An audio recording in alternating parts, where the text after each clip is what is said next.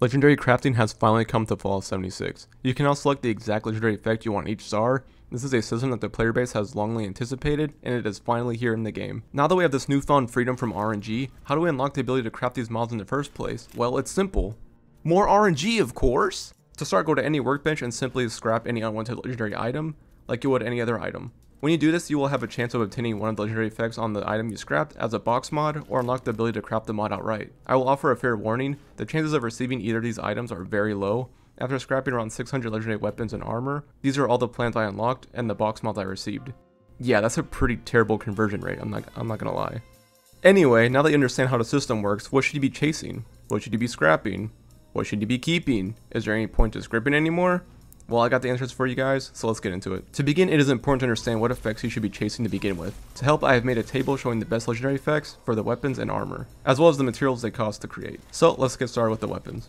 In the first star slot, you should be looking for anti-armored, bloodied, instigating, quad, and vampires.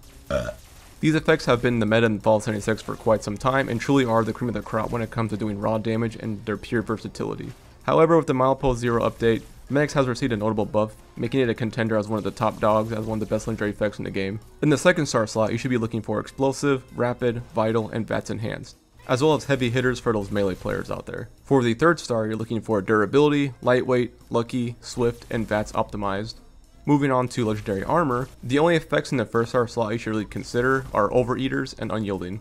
Everyone knows Unyielding is one of the best effects in the game, plus read every special stat when you're at 20% HP. Nothing competes with that, it's just really, really good. It's just good for every single build in the game, but some people don't like to be low health. So with Overeaters, it just reduces the amount of damage you take completely. I believe it's around 20-something% damage reduction, which is very different from damage resistance. In my opinion, damage reduction is way better than damage resistance, as someone with a complete set of Overeaters will outlive somebody with a full set of something like Vanguards or even Bolstering. So I wouldn't bother with those effects and just stick with these two. In the second star slot, you're going to be looking for Hardy, Intelligence, Strength, and Powered. And moving on to the third star, you're looking for Improved Sneaking, Belted, Armskeeper, and Sentinels. It is important to note that improved sneaking, to my knowledge, only works with one piece and you can't stack more than one, so just remember that if you plan on making a sneaking set. Now that we know what we should be hunting for, what should we be keeping? Well, you will want to keep any item that has at least two of the effects you're looking for. For example, if I'm hunting a quad explosive VATS optimized railway rifle, and I have one that has at least two of those effects, I should keep this since I only need to get one box mod, or I possibly already unlocked the ability to craft the last mod I need. So why would I get rid of a weapon that has two effects on it that are the ones I want anyway, when I could just outright trade for or create the last mod I need to make it perfect. So, talking about scrapping now, you should scrap any weapon or armor that has an effect on it that you're chasing. So say for example, I'm hunting a civil engineer set and I want unyielding, powered, and weapon rate reduction.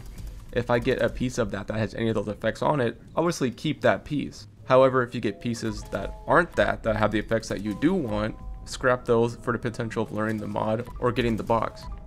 Lastly, let's talk scrip. You should scrip everything that does not have an effect you're looking for on it.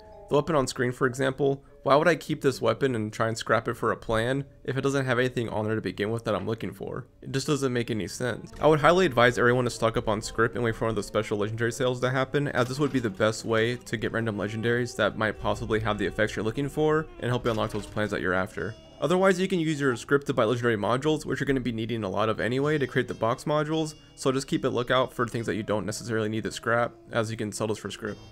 Lastly, another source of legendaries and potential keep weapons would be player vendors. If you jump vendor to vendor, you will likely end up finding an item that you like. Just make sure that you are stocked up on caps before doing this, as you don't want to be the guy who stumbles upon the holy grail in somebody's vendor and you can't buy it, and you have to end up walking away from it because you were broke, and now you feel horrible.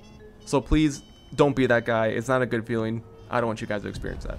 Anyway, that's all I have for you guys today. If this video helped you out in any way, a subscription would be greatly appreciated, as I'm on the road to 1K subscribers, and every sub helps. You can expect to see more Fallout 76 content in the future, so if that's something that interests you, be sure to stick around. If you guys have any questions, leave them down below, and I'll see you guys next time.